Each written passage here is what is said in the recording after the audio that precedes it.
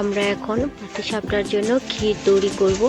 তার জন্য পরিমাণ মতো গুড়, দুধ, লবণ এবং চালের গুঁড়ো নিয়ে নিয়েছি। এখন আমরা তৈরি করব পাটিসাপটা পিঠার জন্য ক্ষীর। দুধটাকে আমি একটু জাল করে নিয়েছি। এখন দুধের মধ্যে গুড় দিয়ে দিব।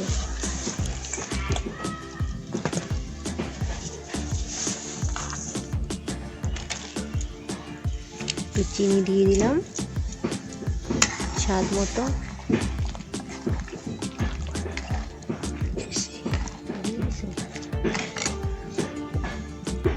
আমি স্বাদ মতো একটু নুন দিয়ে দিব।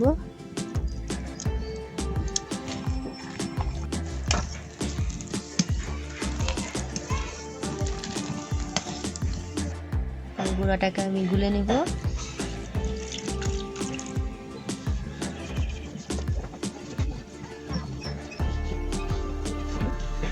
গুঁড়িটা আমার গোলা হয়ে গেছে।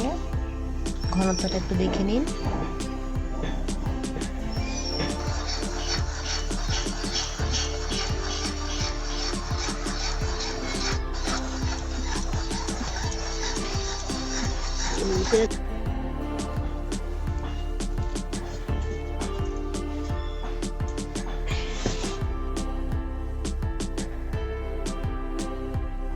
এর মধ্যে গুড় দিয়ে আমি ভিজিয়ে রেখেছিলাম এবং সেখানে আতপ চালের গুঁড়ো দিয়ে মাখিয়ে নিলাম এবং সেটাকে আমি স্বাদ মতো নুন দিয়ে দিব। এটাকে আমি ভালো করে গুলিয়ে নেব। দুধ দিয়ে, গুড় দিয়ে এবং নুন, স্বাদ মতো নুন দিয়ে গুঁড়িটিকে ভালো করে